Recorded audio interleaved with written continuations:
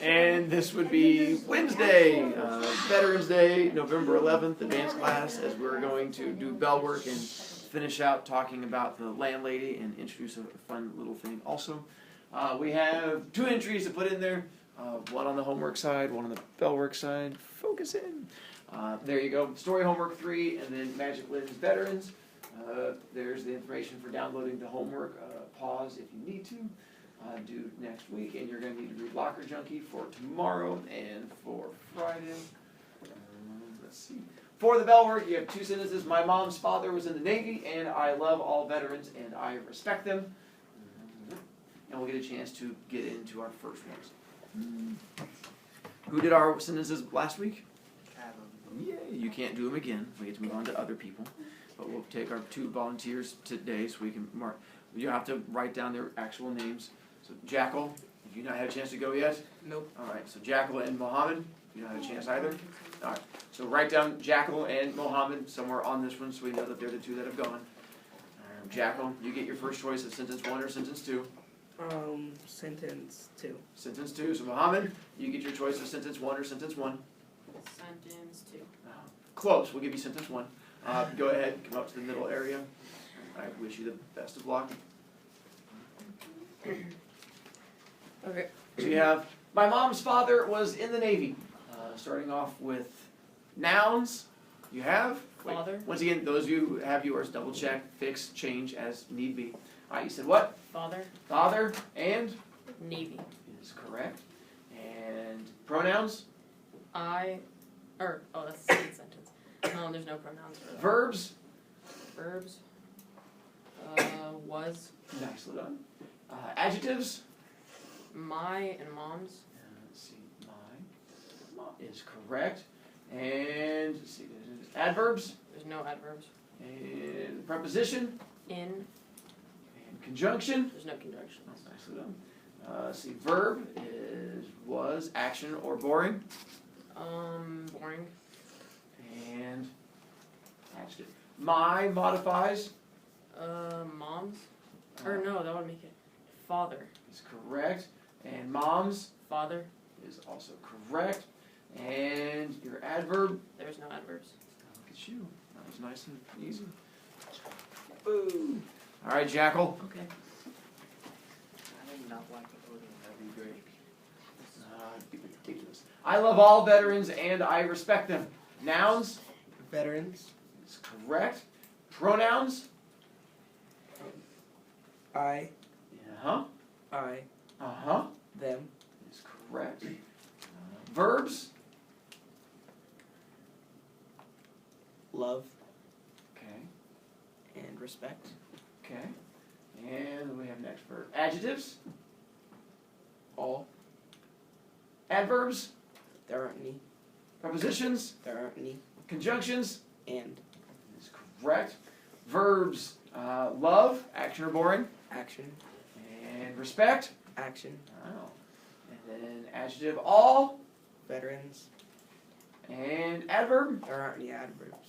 Oh. Apparently I made that one too easy, so we'll have to go back the other direction next time and try to toughen up what we did. I'm sorry, I can smack you anytime you want to. No, not me. Can I get? Can you just smack it? Please. No. Please. Why? Please. I don't smack things unless they're needed to be smacked. But they are needed. Then with the bell work, as long as you finish that, you can put it to the side. To finish going through, I saw the flag while I was reading. It was adorable. With the story of the landlady. Let's see, we went through, get to the end. Which character wears that brown trilby hat? Billy. Billy Wilkins? Billy. No, it's Perkins. Billy No, Weaver. Beaver. Weaver. Beaver is correct. The dachshund, what important thing do we find out about the dachshund? It's Now, when he first saw the dachshund, do you remember what he said about it? His nose was cute. He thought it was cute, was part of it. Oh. His nose was in its chest. Yeah, that's not the important thing he said. He makes a comment when he first sees it sitting there that ends up being very ironic. Keely? He said it looks like it's sleeping. It is, but that's not the ironic part if you're getting close to it.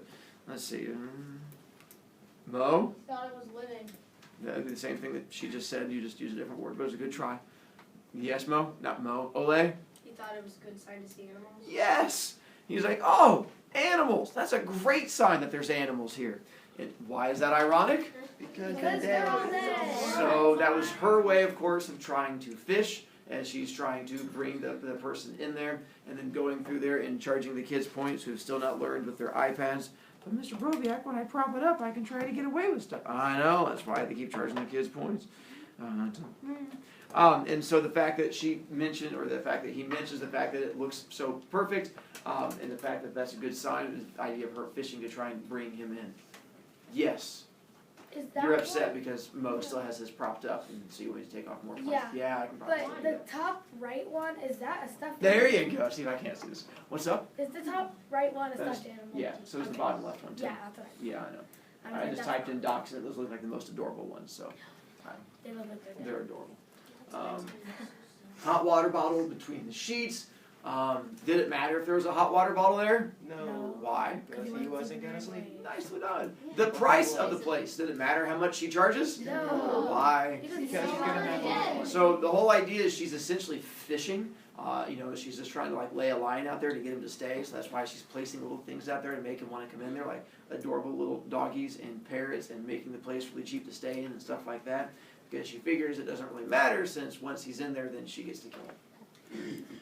The cricketer, Dipsy. And going back to why does he recognize the two names of Mulholland and Temple when he keeps connecting them to Dempsey and Tunney, or Roosevelt and who is the other guy? Churchill. That's the guy. Zoe, Because they were both in the headlines. for being missing. at the same time? No. And that's why he's like, I recognize them for the same thing, but at two different times. And so he recognized them both as being missing people, but like a whole year apart. And we started going through all of our fun foreshadowing clues.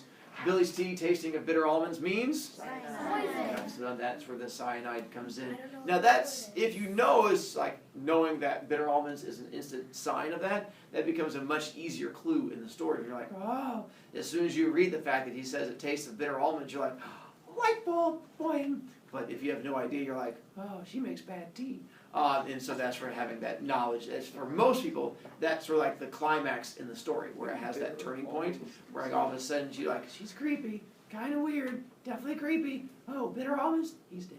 And so you can sort of have that turning point in the story. But if you don't understand it, then there's no turning point in the story.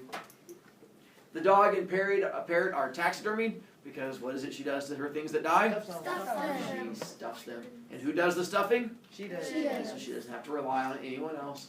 Aware of the skin conditions of her guests. Why is that important? Because she's Stuff dressed that as a up hobby there. dog. Her hot, there you go. The fact that she's seen their entire body, the hobby time. Smell. And why does she smell like a hospital? Because of the Taxidermy stuffing and and stuff. That's where all the little chemicals come in, because she's been doing the taxidermy. Keeps pushing Billy to drink his tea. Cyanide in it. Cyanide in there to kill him. And then he did that one. And why does she want him to sign the book? In case she so forgets she his doesn't name. remember his name. And hopefully, you picked up on it as she kept going through there and talking about it. Mr. Mulholland and Temple, where are they? Upstairs. But she says she keeps forgetting their names and has to keep coming down and checking the book. Why would you have to keep coming down and checking the book if they're staying right upstairs, Aaliyah? And she doesn't really care about them. They're dead. Nicely done. Because you can't ask them their name if they're dead, so she has to keep going and looking it up. One of the other things I don't know if you noticed during the story is when she was talking about Mr. Mulholland and Mr. Temple, and she says that, they're still here and up on the third floor, then she starts referring to them in past tense. As she starts going through there, I'm trying if I can find the little section. When she goes 17, referring to him, it's the perfect age. Mr. Mulholland was also 17. But I think he was a trifle shorter than you are. In fact, I'm sure he was. And his teeth weren't quite so... This is after saying that he lives right upstairs. And typically, when someone's still there, you don't start referring to them in past tense. But it's one of those little tricky things that's thrown in there. Jackal? I thought you were raising your hand at me. I was about to, but what I was going to say is Yes. he had already started drinking the tea, so it didn't really. Right, she can go ahead and give it away by then for the most. I mean, unless he freaks out and takes off running, as soon as he falls asleep, he's dead. So all she has to do is just keep him in the place and get him to get all sleepy and fall asleep, and then game over. Yes. Was the stuff like with her? Was the stuffing thing like? Was that like? Was there a reason for that, or was it just because she's kind of loony? I don't know personally because I don't stuff dead people. I'm guessing it's just her issue. I mean, crazy people are impressive. Keely? Does cyanide just work like when you're asleep, or is that No, just... it's just that it takes a little while to work. I mean, it's probably going to take like an hour. It's not like one of those things, as soon as you drink it, down you go. It takes a little while to work through the system. So that's why, like, once he falls asleep, he's not going to wake up. But if you were like, take off running outside, crazy lady trying to kill me, and they got him to a hospital right away, they pumped his stomach, he might live. But once he's like just kicking back and like putting his feet up, he's done for. Except for like Temple or Mahan, who like she said like loved their tea and kept Yeah, drinking well, it on. he might have been host. He might have just right there on the couch. I mean, so when you start drinking that much of it. When he arrives, and there's no other hats or goats in the closet, that's going to be on the side. Goats. There's no goats in the closet. You just said goats. I know, there's no goats in the closet. Oh. Ridiculous to have goats there. Why is that an important clue in the story when they find out there's no hats or coats or goats? Wash. Because no one has been there in 3 years. But what does that contradict later on? Okay. She lives over Can Nick it?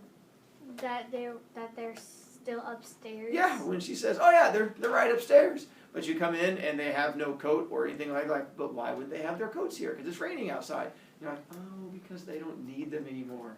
Can Nick it? What did she do? Just like throw away their stuff? I'm guessing that's What about all not. the Once again, orange stuff? I don't kill and stuff people, so I don't know her thinking. When she explains that they are all alone, and then later on Tess says that the others have never left. Why would that be important as a foreshadowing clue in our story? Keely? Because they've been there like 2 or 3 years and they didn't leave. Nice little she says, no, we're all alone. You have no one else to worry about. And then just like 20 minutes later, oh no, there's still people upstairs. Like, how are we all alone if there's people upstairs? Oh, they're dead. Okay, that's fine. The price of the room, you guys covered that one already. Seeing the dog and parrot, you guys covered that one already. She opens the door as soon as he rings the bell. Yeah, I got nothing on that one besides her just being creepy. I'm guessing she just sort of like waits in the window when she knew it was like hunting time. Like a little spider with her web. And she's just like, it's time to go! And she just gets all excited. Once again, not fully foreshadowing as much as you guys picked up on. It was just sort of creepy on the fact of so much of what she did just came across as disturbing. And at some point, he should have picked up on it. Did he? No. No, because he's special. Did you guys have any other things that you picked up on that I didn't put there, aside from just the overall creepiness in the story? Yeah, creepiness is fun. Johnny? How she said that she already had a hot water bottle in it, but how would she know that she had visitors that day? That's a good point, too. Jackal? So there's the main floor, that's the first floor. The Yes. second floor she said was all hers, and then Yes. the third floor she said was all his. Except Yes. she said that Mr. Wait. Temple and Mr. were on this. Nice on the third floor. That is a good point, too. It's the whole thing of she says one thing and then waits a little bit later and says a different thing that completely contradicts it, but never picks up on that. McKenna? What if the dead bodies are under his bed? That could be. I mean, you gotta have someone, maybe like a little roller things you pull out. Sure, makes sense. Jay Blanc? I still don't understand why she held the tray like this. Forgot to mention that one. Why does she hold the tray when she brings it out and the tray is held up all in the air and she comes out? Mo? Not Mo. Olay? Curse me. Didn't want to inhale any of the poison. Yeah, so the fact that when you have it in the hot tea and there's little fumes coming out, you don't want the fumes going right into your face because that's embarrassing when you come out to poison your guests and then pass out from the fumes. And you're like, I'm here to kill you. And it drops down. So that's why she holds it up, and that way when you're walking, the fumes go over your face as opposed to walking slowly and having it go right into your face. That would be bad. Thank you, Jay Blanc. I forgot to mention that. Now, unfortunately, we have to pause here because I have to get to the fun thing I have for you before we run out of time. But we have to turn off the video because it can't be on video. No.